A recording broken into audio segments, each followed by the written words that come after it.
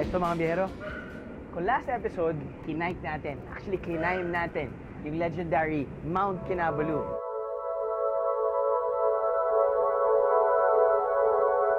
For this episode naman, explore naman natin yung different side of Kota Kinabalu. Morning, sir. Morning. Thank you. Thanks, Carol. Enjoy your breakfast. Ano, sama kayo sa biyahe ko?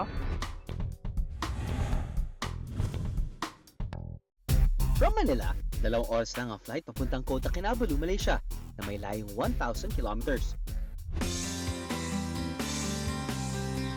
Hassle-free naman ang ating biyahe dahil ang ating exclusive airline partner na Cebu Pacific Air may direct flight papuntang KK.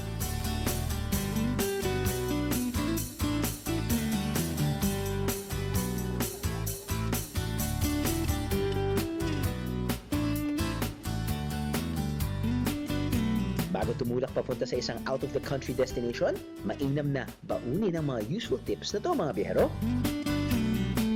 Una, dapat alam mo ang exchange rate sa bansang pupuntahan mo. Ang monetary unit sa Malaysia ay ringgit na pumapalo sa 13 pesos to 1 ringgit ang palitan. Pack light at maglaan ng lugar sa inyong maleta para sa iuuwi niyong mga pasalubong. Para sa mga first time na lilipad, dapat niyong malaman na bukod syempre sa matutulis na bagay at bottles of liquids, bawal magdala ng payong sa loob ng inyong carry-on baggage.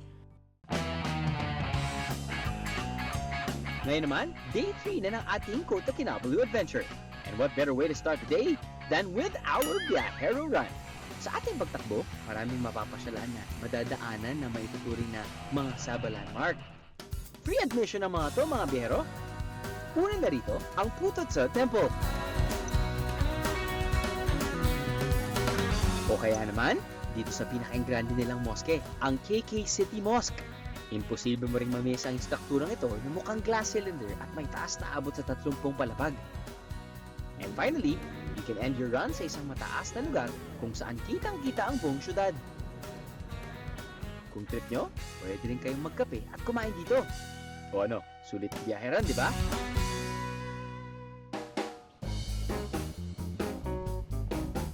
Good morning! Good morning! Sinurprise mo naman ako na i-feature natin itong room na to. I mean, hindi ko masyado inayos yung kama.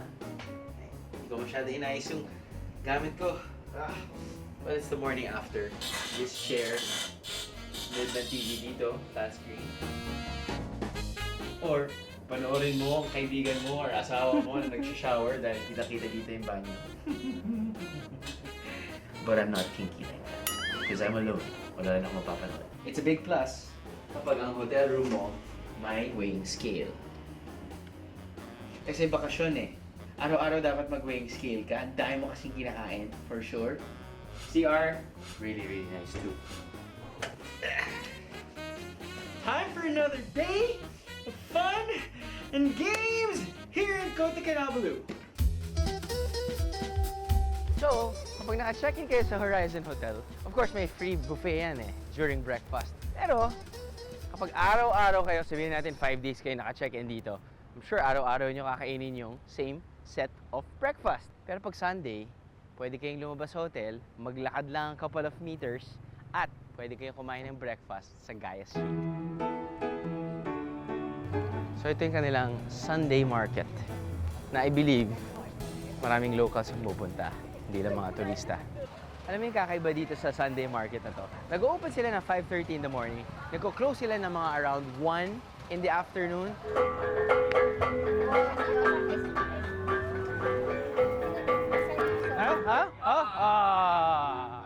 Dito, mukhang mapapajamming pa tayong mga biyahero.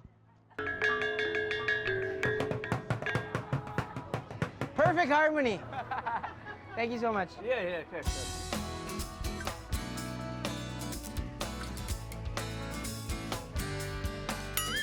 Sabihin natin 10 meters away, naaamoy mo na kagad yung aroma ng coffee. Sarap! Meron din silang trumpo. Pero ibang itsura nito sa trumpo natin. Masubukan nga.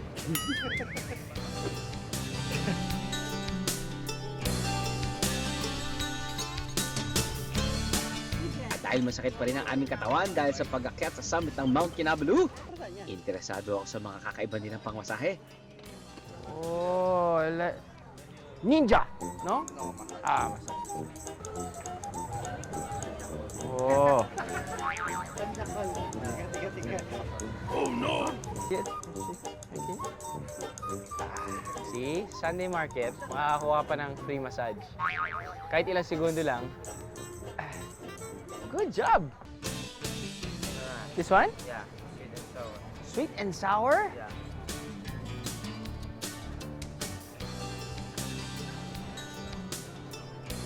Mmm. Oh. It's sweet and sour. You're right. Oras na para hanapin ang sinasabi nilang sikat na kainan na nakatago raw sa market stalls na to. So nabalitaan namin, ito talaga yung pinupuntahan dito para sa laksa. Kedai Kopi Yifung Laksa. Whatever that means. Pero kita mo naman sa loob eh. Puno!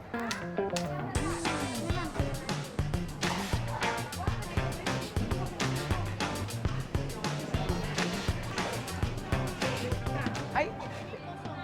Very good, yeah. Can you order Yifung Laksa? Yifung? Just one? From the signage outside, nakasulat doon, Yifung Laksa. Eh, ba't pa ako maghanap, no? Ba't pa ako titingin sa ibang items on the menu kung yun naman talaga yung bestseller nila? At dahil sa dami ng customer sa resto na to, makikita nyo naman ang preparation. Mabilisan.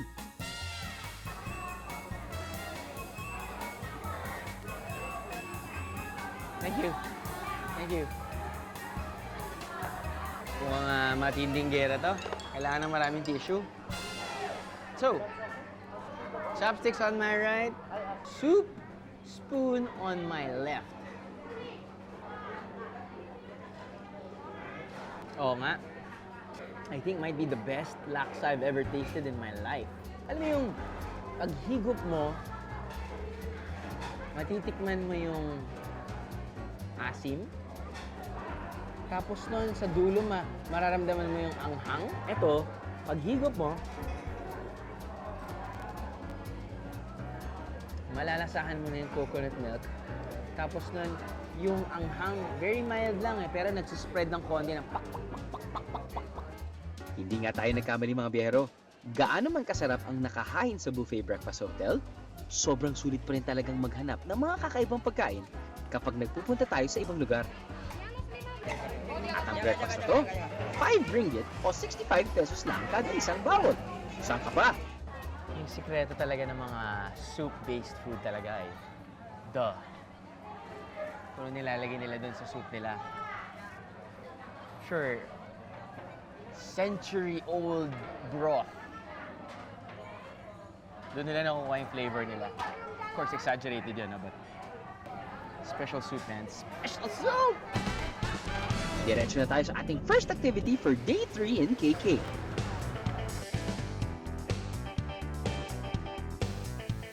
Kakaibang tren na to sa mga nasakyan na natin mga biyahero. Ito kasi ay sinaunang tren na ginamit pa ng mga Briton noong British colony pa ang Sabah noong 1800s. Gaya ng mga sinaunang tren, steam engine ang gamit nito. Para may proof na talagang gumagamit sila ng steam engine, nakikita mo sila kuya, naglalagay ng kahoy sa loob. You know, may furnace. Hindi ito air condition, kaya naman namimigay rin sila ng pamaypay kung sakaling mainitan ang mga pasahero sa biyahe. Time to board, mga biyahero!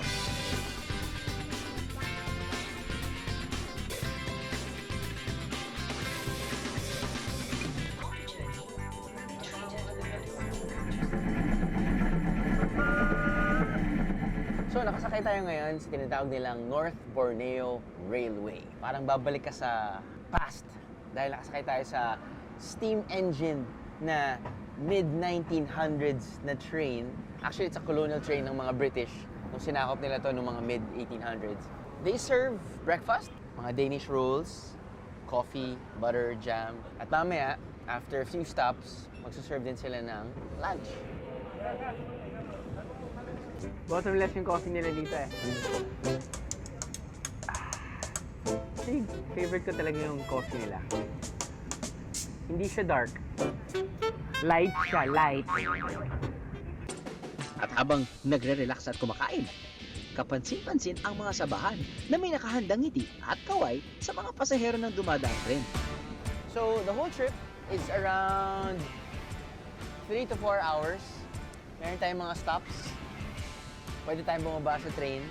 At pwede tayo makihalubilo kung sino man pwede natin makausap. At pwede tayong mag-check ng mga stores na baka meron tayong pwedeng bilhin pampasalubong.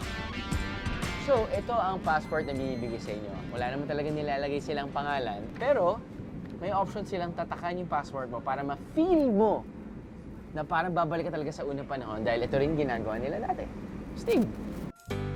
Sa wakas, narating na natin ang first stopover. So ito yung first stop natin sa Kinarut Station.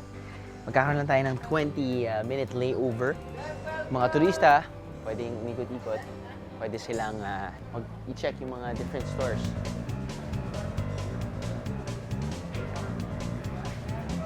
Para lang tayong nasa Quiapo. Saba. Saba. Saba din. O yung mga binibenta, parang sa Pilipinas din. Bibenta sila ng pagkain, mga simpleng pagkain ng mais, or may turo-turo sila na iba't ibang klaseng ulam yung sinaserve.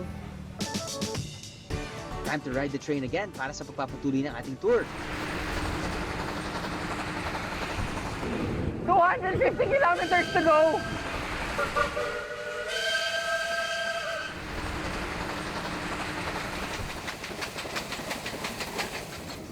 Maya-maya lang, narating din natin ang second stopover.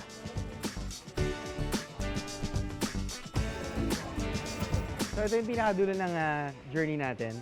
From yung starting point natin, umabot tayo sa Papar Town, which is where we are right now. Mangyari, yung mga carriages, ganun pa rin yung posisyon. Pero yung mismong makina, lalakbay siya ng pag-ganon. Tapos parang meron siyang U-turn flat. Hindi na siya mag-U-turn, pero pupunta siya sa isang platform na nag-180 degrees. Para dito na siya ikakabit, babalikan tayo doon.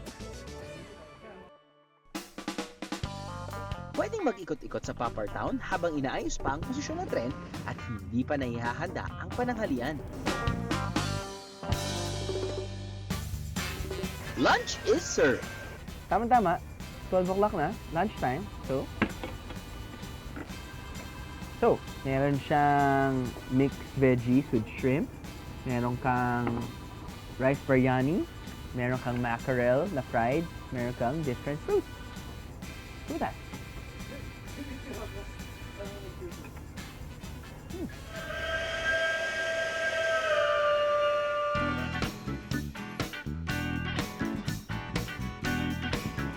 After ng lunch break, you just have to sit back, relax, and enjoy the ride all the way back to the starting point. So twice a week lang talaga sila lumalakbay. Wednesday and Saturday. So, I think it's better if you book at least one day before. Okay? Ayos. Actually, ito yung best seat of the house. Diba? Hindi naman ginagamit para sa van. Might as well, humiga ka, relax ka pa. Ito ba yung kunan mo? Excuse me for what I'm wearing. Ito yung tinatawag nilang sarong na nilalagay nila dito pagpasok mo sa kwarto. Hello there, golfer! Score! At kung may land trip, meron ding island hopping.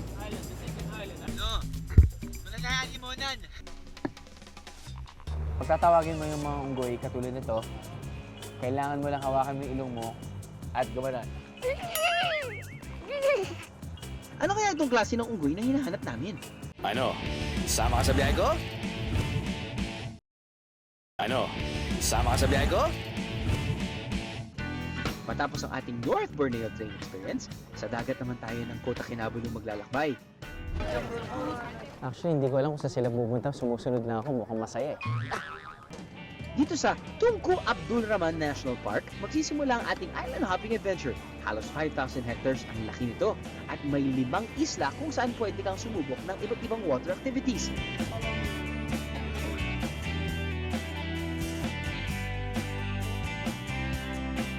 Ang ating unang bibisitahin ang Culao Island. So here, we are here. Yeah. So, DB is diving and swimming. Yeah. Sa beach pa lang, panalo na ang isang to. Mukhang snorkeling ang bentang activity rito ah. Ano kaya meron sa ilalim?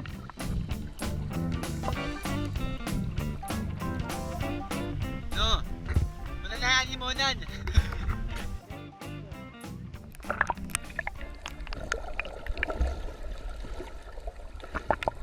Unang lubog pa lang, may isda na. Ingat-ingat rin mga biyahero dahil maraming thorny at spiny sea creatures sa ilalim. At ang highlight ng aming snorkeling experience, we found Nemo! Punta na tayo sa susunod na isla para i-level up ang ating under the sea adventure. This time, scuba diving naman tayo. Mas marami kaming nakitang isda ngayon kaysa sa snorkeling. Nakakaaliw kahit hindi ko alam ang tawag sa iba't ibang sea creatures na nakita namin dito.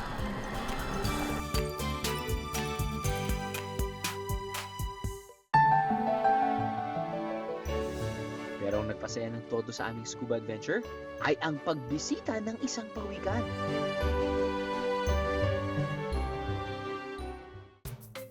Kung wala kayong scuba diving license, pwede pa rin kayo mag-enjoy under the sea by trying sea walking, tulad ng ilang miyembro ng aming crew.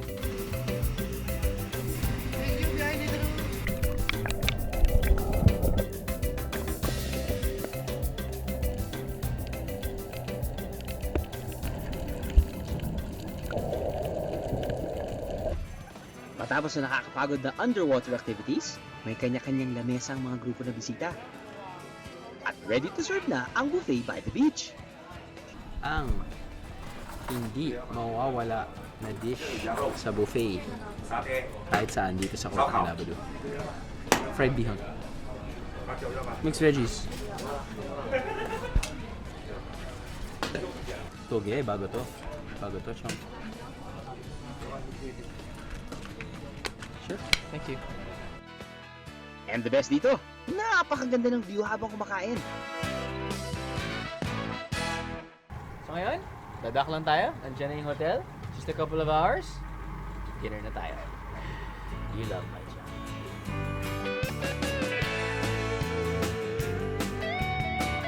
Since malapit tayo sa beach, nag-change venue tayo ng ating tirahan. Time to freshen up. Asok!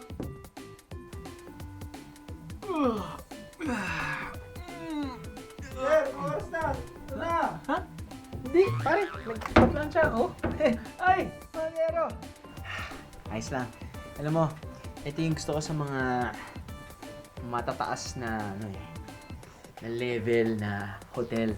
Meron silang pang plancha. Yan. Ayos! Gusot pa rin. Dali lang. Kailangan natin ito mamaya eh. Dahil baka gumimik tayo. Yan. Oh, sorry. Now, excuse me for what I'm wearing. Ito yung tinatawag nilang sarong na nilalagay nila dito pagpasok mo sa kwarto. Okay? Hindi naman nila binibigay sa'yo. Okay? Pinapahiram lang sa inyo. Pero okay sa sarong na to para sa mga hindi nakakaalam. Hindi naman ito para sa mga babae. Para sa mga lalaki din. Actually, hindi ko alam kung ganito talaga ang pagsuot ng sarong. But it feels natural. Mali lang yung posing ko. But anyway, let me show you my room. Wow, king-size bed. Probably the best hotel na pinagstay namin sa whole stay namin ng Kota Kinabalu. Not because of the amenities within the hotel, but also because, the bed, man, ang sarap ng tulog ko. Parang hinigop ako, parang ganun. And not to mention the fact that the view. Look at the view. Huh? Golf course. Hello there, golfer! Four! Ayos na? Anyway, nakabag na wala. Banyo? Maganda. Shower room, bathtub. Ano pa ba? Yan. So, there you go. Bihis na ako. Shoot na tayo sa labas. Ngayon naman, oras na para sa hapunan.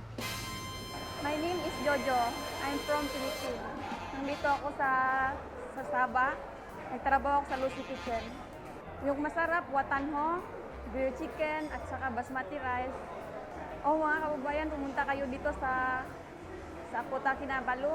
Kung pumunta kayo dito, punta kayo sa Lucy Kitchen. Masarap ang pagkain dito. Hey, borrow your menu? Thank you. Exciting parati kapag papapasok sa isang restaurant. Lalo na kapag first time mo. Hindi mo alam kung ano sinaserve nila. I mean, mababasa mo sa internet or isa-suggest ng isang kaibigan mo. But you have to try it for yourself.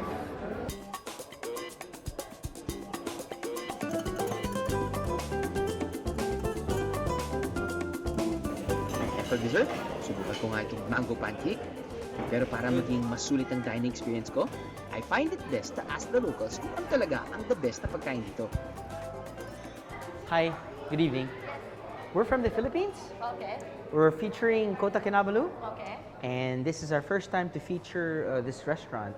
And do you live here? Yeah. Do you guys live here? Yeah, What do you usually order here in Lucy's Kitchen? Watanho. Watanho. Yes. It's what, noodle with shrimp? And noodle with shrimp. This isn't your first time here, definitely. Why do you keep on coming back here in Lucy's Kitchen? Well, it depends. It's near to my area. So It's near to your area, okay. just stop by before we go home.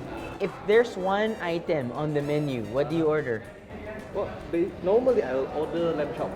What do you usually order here? Watanho. Watanho. Is that the soup with the with the kwitiao noodles and the shrimp? Yes. Aha!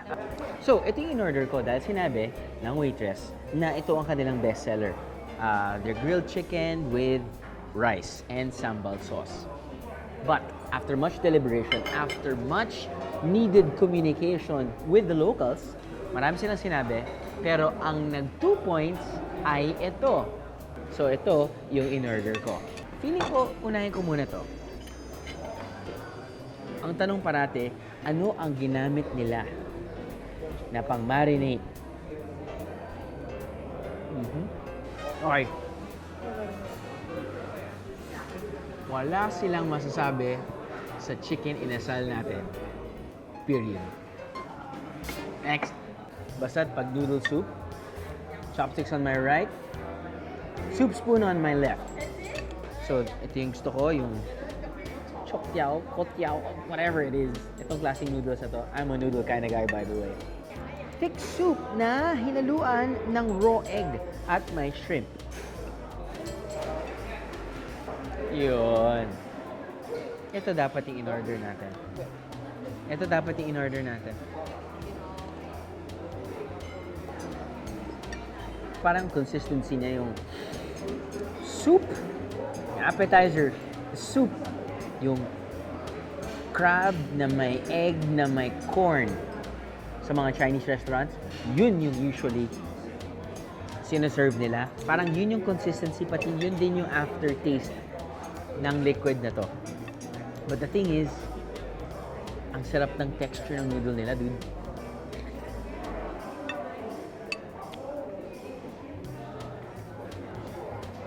May halo pang fish. Mango pancake. They look very delicate. They feel delicate. Parang masarap yung texture nito sa aking bibig.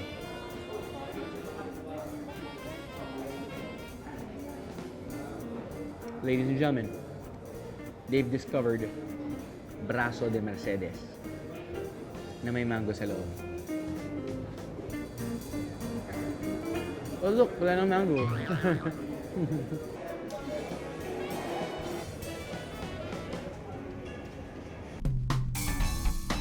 For our next adventure, kailangan natin bumiyahe ng 120 kilometers o mga 2.5 hours by land palabas ng Kota Kinabalu papunta sa Clias Wetland dito sa Sabah.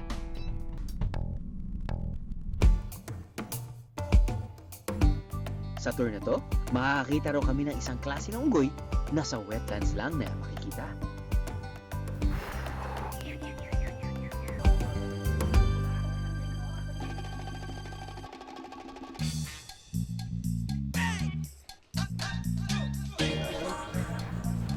There? Okay.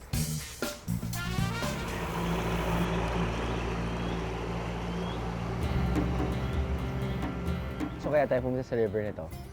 2.5 hours from KK or yung center of the city ay para if ever makakita ng isang klaseng unggoy na endemic lang sa Borneo. Meron nito sa Brunei, meron tayo sa southern parts of Borneo daw. And of course, including Kota Kinabalu. Pangalan nito locally ay Bangkatan. Internationally, it's known as the proboscis monkey.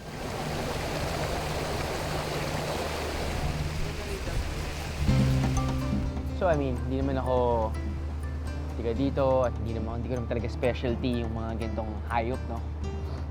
Pero nabasa ko na pagtatawagin mo yung mga unggoy katulad nito, kailangan mo lang hawakan mo yung ilong mo at gumanon.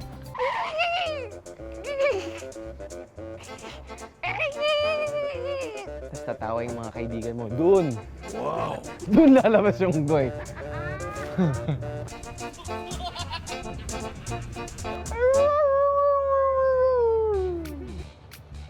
Kailangan raw na maging alert dahil basta't ganitong oras ng hapon ay nariyan lang sila sa mga puno at naghahanap ng pagkain.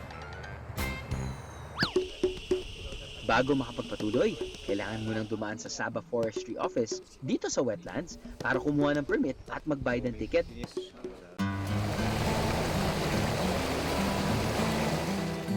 Sa ngayon, bayawak pa lang ang nakikita.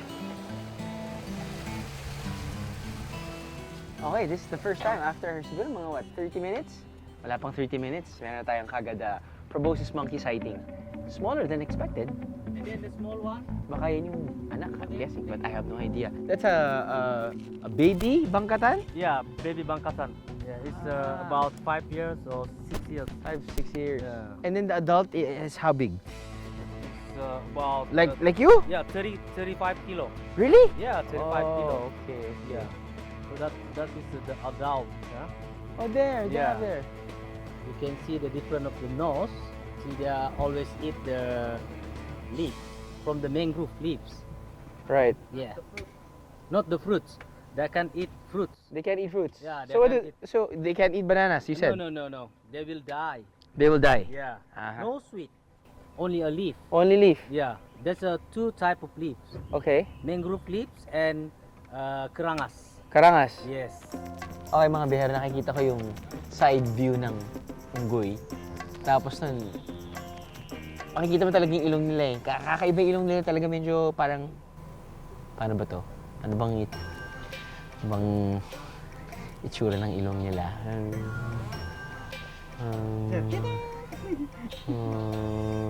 Okay, parang male genitalia. Let's move on! Baka may mas makita pa tayong mas malaking bangkatan.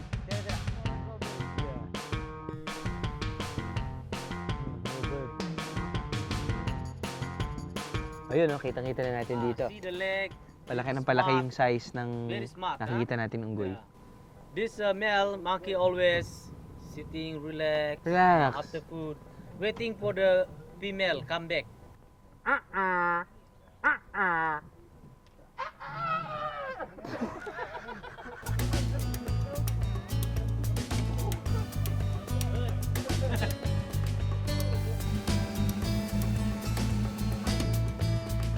Lobok River Cruise, no? Very familiar, mga Pinoy. Parang ganun din, nagsaserve din sila ng pagkain. At least ito, sasakay sila sa isang malaking bangka. Pwede na silang mag-tour. Pwede rin silang kumain. Kung nature tripping ang gusto nyo at ayaw nyong lumayo sa Kota Kinabalu, ang KK Wetland Center ang para sa inyo.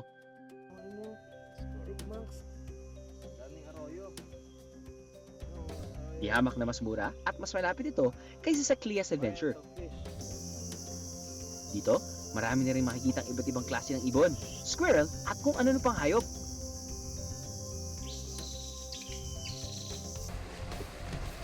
Pero sulit din talaga ang Clias River Cruise dahil tagumpay kami sa aming misyon na makakita ng proboscis monkey. So, after ng river cruise, nakita niyo na yung proboscis monkey, iba't ibang klaseng ibon, masaya ng lahat, nakakuha ng mga picture kahit pixelized. Ang sasalubong sa inyo ngayon ay buffet table.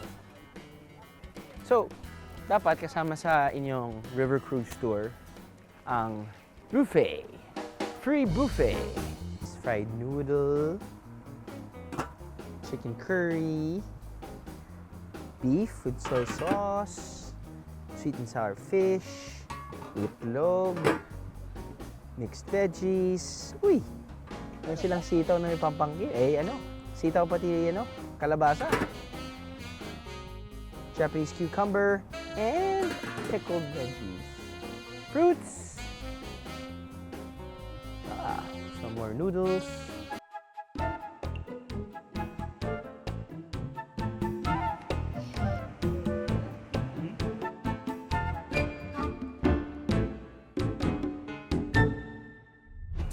At kakaibang night trip natin sa Kota Kinabalu. Okay. Spicy. Tingnan natin to. There it is. Excuse me. Yes. Are you the star of in this country? No. You lie to me. No. This is a school project. Ano?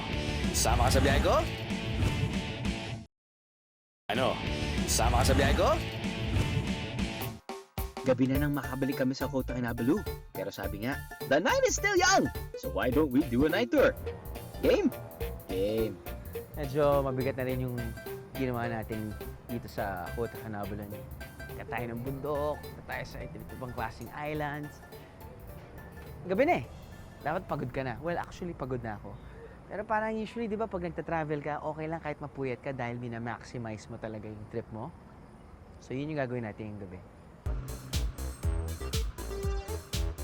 Dito sa Kota Kinabalu, yung mga restaurants nila kasi parang pinaghalo-halo na ng Chinese, Malaysian, and so on and so forth.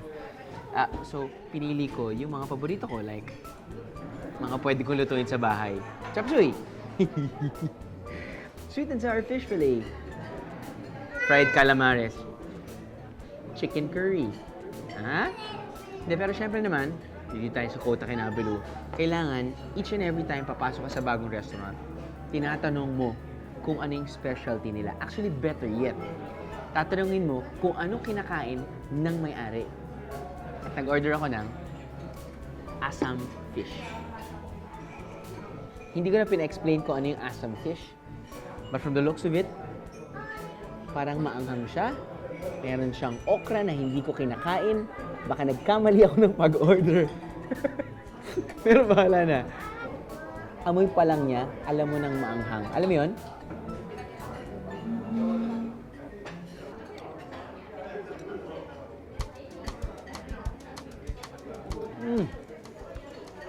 Okay. Ayos. I mean, gets ko siya. Fish dish na may halong chili sauce at may texture ng masarap na malutong na gulay. Not bad. Going back to the basics. Chop suey. Chicken curry.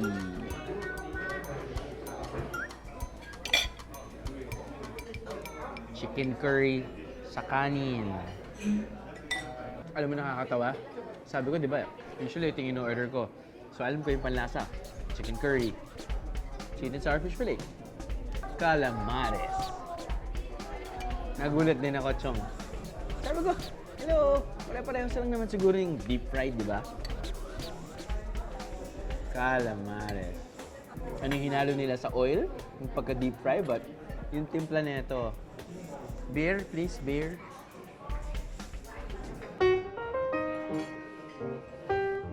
Kahit gabi na, marami pang ibang pwedeng gawin sa KK para masulit ang inyong biyahe. Ang isa sa pinakasulit, ang pagtikim-tikim ng mga putahe nila. Kung minsan kasi, syempre, pag nagawa mo na yung Mount Kinabalu or major destinations, hindi naman talaga planado eh. Kung minsan, ayaw mo masyadong planado dahil nakakapagod magplano. So, pupunta ka ngayon sa loob ng city, tapos gusto mo mag-walking. Sa akin, okay lang sa akin din yun eh. Gusto ko lang ma-explore yung city eh. Meron ba akong hinahanap ng something specific? Wala rin naman. Lakad-lakad ka lang. For me, just follow the lights, follow where the people are walking, and just let it go. Hindi na ako masyado mag-shopping. Personally, ginagawa ko, nagpo-food trip lang talaga ako. Kahit nakakain na tayo, parang masarap pang maghanap ng iba pang mga kakain. Okay, gets ko na. Dito sa waterfront, samut-saring mga restaurants, different cuisines. May Italian, may Thai, may Chinese. Okay, so pag may budget kayo, malaking grupo, you're probably celebrating an event or you're celebrating something with your friends or your family, dito yan. Pero, doon sa dulo, may night market every single day. Nagbebenta sila ng mga t-shirt or whatever. Pero may nagbebenta din sila ng mga turo-turo. Mga street food na pwede rin natin kainin. Nagulat lang ako, nakaramihan pala nung nagtitinda rito sa night market, mga Pinoy din. Sigarilyo! Maraming Pilipino dito.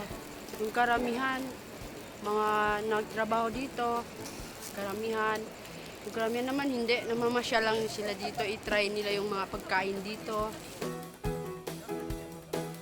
Dito, mix Philippines food tapos Malaysia food naman. Yung presyo, may mahal, may libre. Magkanak yan sa Pilipinas. Dito na ako, sa Malaysia. Mangoes from Philippines. Haha, from Philippines. Yep, very sweet. It came from us. So, yun pala yun. Kaya pala mahal. Dahil may transportation cost. Ang patok na food trip dito, ang Malaysian version ng barbecue o ang tinatawag nilang satay. Chicken wings. Tsura pa lang eh. Sarap na eh. I mean, hindi ko naman ito titigman dahil alam mo masarap yan, di ba? Pero ito yung hinahanap-hanap ko, man. There's nothing like market food. There's nothing like fresh street food. Excuse me, one? Basta't wag lang kayo pupunta dito kapag first date nyo. Or wag ka lang dadaan dito bago ka pumunta sa isang formal event. Kasi talagang mangangamoy kayo ang barbecue. Oh yeah.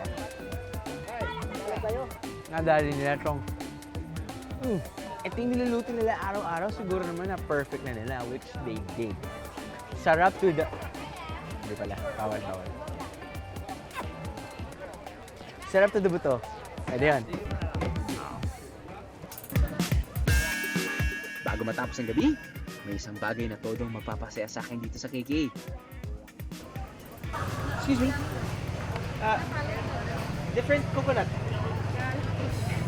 Yes. This is pandan. Yes, pandan. From From Thailand. Thailand. Yeah. This is Malaysia. Can I try two? Okay. Eto na to. Ngayon lang ako makakapili ng dalawang klaseng buko. Diba? Di ba naalala mo yung pumunta tayo sa Phuket? Roll DVD. Yung sinabi ko na, oh my God, sobrang disappointed dahil nga kala ko masarap na yung buko natin. Iba talagang lasa. But no, yung buko ng Phuket, di ba, ang sarap. Tapos naisip namin, ano yan, in-injection na ng pandan? Tikman mo natin yung biyasa.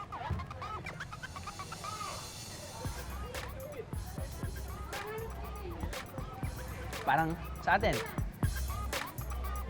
Tingnan natin to. Natutuwa ako.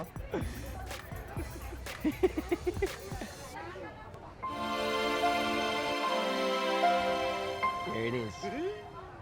There it is. My long-lost friend from Phuket.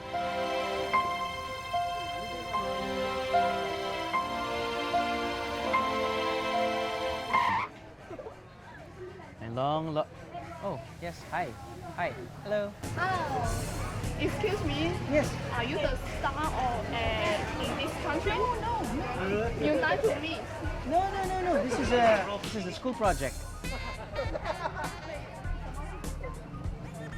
Ito. Hayaan mo na sila. Ito talaga yung star. Itong pandang buko. Wala na, kinalimutan ko na lahat. Ito talaga, alam mo, Pag uwi ko mula sa Phuket, ito talaga yung, ito yung pinapanaginipan ko eh. Nagigising ako ng in the middle of the night, buko pandan. Ganon. We meet again.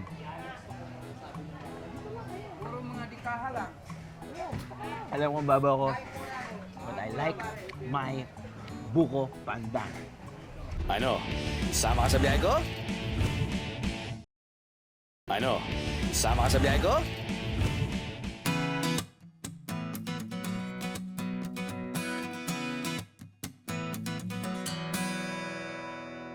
Kung sinabi mong Kota Kinabalu, because of my friends, naisip ko talaga na it's gonna be an adventure destination.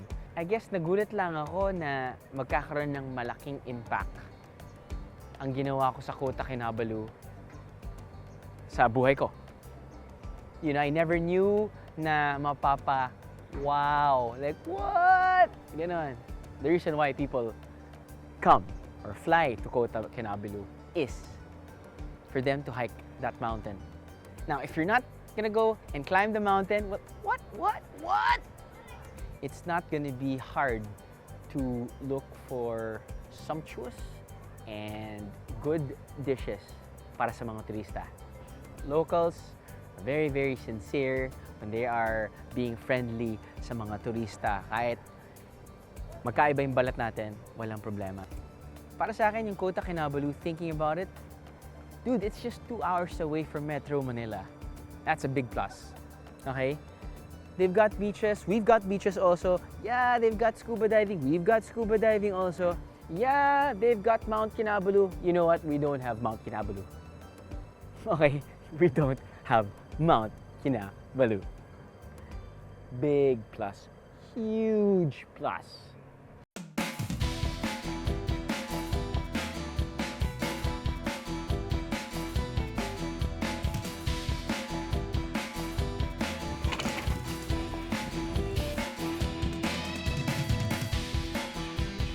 Right? Just by looking at them, parang woo! Smell of diesel. Woo! Diba? Paano pa kaya if you're driving it?